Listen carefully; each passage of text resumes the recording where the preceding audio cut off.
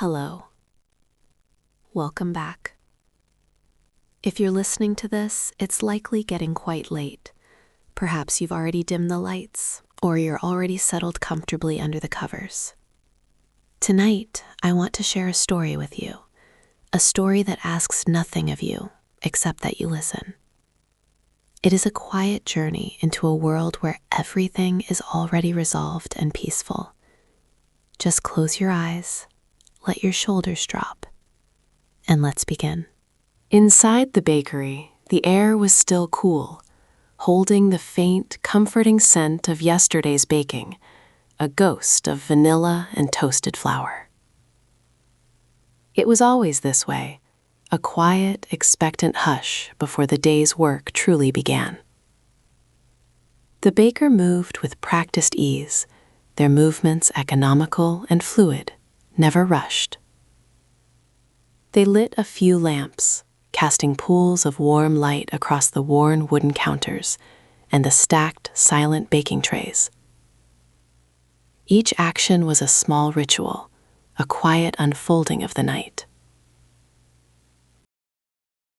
The outside world remained deeply asleep.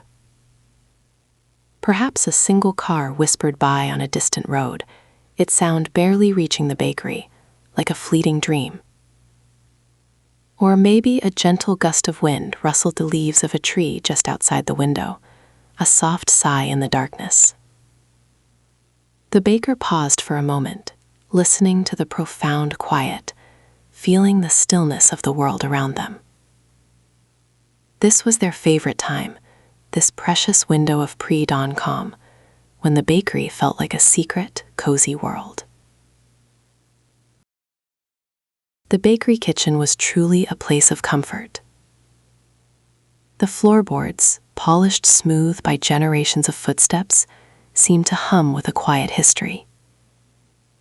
Copper pots and pans hung from hooks, reflecting the soft lamplight like sleeping embers.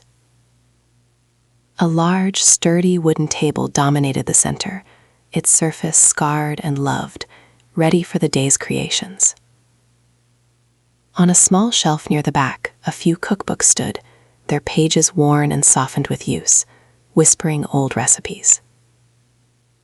It was a space designed for patient work, for warmth, and for the quiet art of creation. Then, with a gentle clatter, the first bags of flour were brought out, their soft weight thudding softly onto the counter. The baker carefully measured out the first ingredients, each scoop and pour a precise, unhurried motion. The fine white flour drifted like soft snow, settling silently into a large ceramic bowl.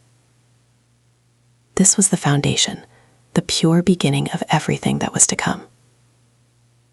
The room slowly filled with the faint, earthy scent of grain, mingling with the older, sweeter smells of the bakery. A perfect harmony of comfort and anticipation. As the ingredients were gathered, the baker quietly prepared a small cup of tea.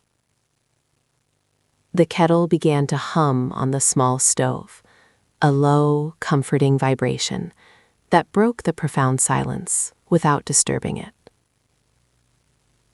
The gentle warmth of the steam rising from the cup, the subtle aroma of black tea, was a small, personal moment of peace before the true work began.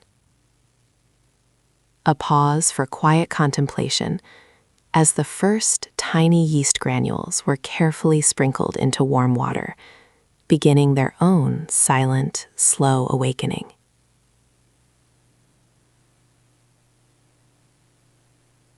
He filled the kettle the way he always did, too full, so it took longer to boil. He'd been meaning to break that habit for 15 years. He never would. While he waited, he watched the steam begin to rise and thought about nothing in particular. Just the soft hiss of the water, the gentle glow of the lamp above the stove, and the profound quiet of the hour. A simple, perfect moment.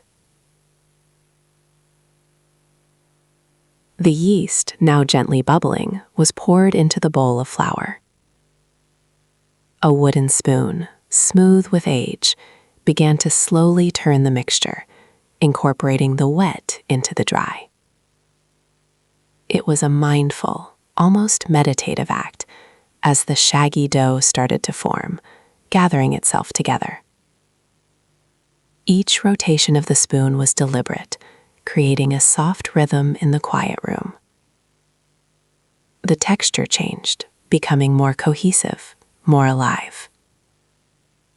The baker worked slowly, allowing the dough to come together at its own pace, respecting its nature. There was no rush here, only the steady, comforting progression of creation.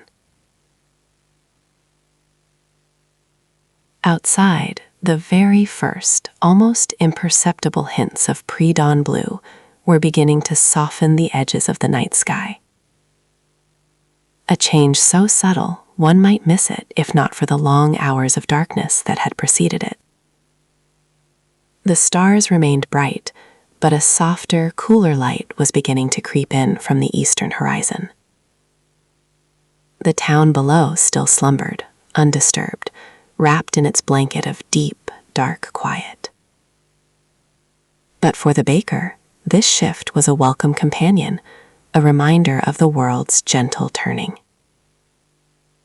Now, the dough was ready to be taken from the bowl, a soft, slightly sticky mass. It was placed onto the large wooden kneading table, lightly floured, ready for the next patient step. This was where the true magic of hands and ingredients would intertwine, transforming the raw components into something smooth, elastic, and full of potential. The baker's hands, strong yet gentle, began their rhythmic work. A push, a fold, a turn. A quiet, repetitive dance that spoke of years of practice and a deep understanding of the dough's silent language. The smooth, round ball of dough was carefully placed into a large, clean bowl, lightly oiled to prevent sticking. Then, with an almost tender gesture, the baker covered the bowl with a clean, warm cloth. This was its moment of rest, its time to breathe and grow in the gentle warmth of the bakery. The dough would now begin its quiet, invisible work, slowly expanding, proving its life and readiness. It was a process that demanded no interference, only patient waiting and a trusting heart. And then, a new kind of magic began to stir. The cloth was gently lifted from the bowl, revealing a transformation. The dough, once a modest ball, had swollen, expanded, becoming light and airy, its surface smooth and plump. It had doubled, almost tripled in size, a testament to the patient power of the yeast and the steady warmth of the bakery. It was ready. Ready to become the fragrant, comforting loaves that would soon fill the entire town with their irresistible aroma. And that's really where the story ends. With the baker now watching the first loaves bake to a perfect golden brown.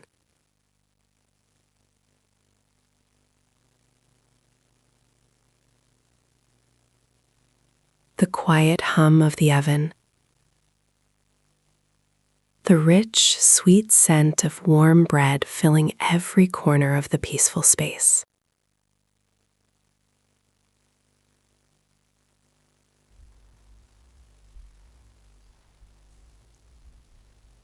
I hope you're somewhere comfortable right now.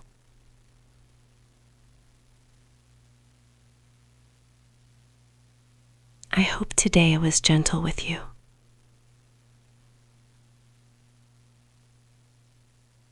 And if it wasn't,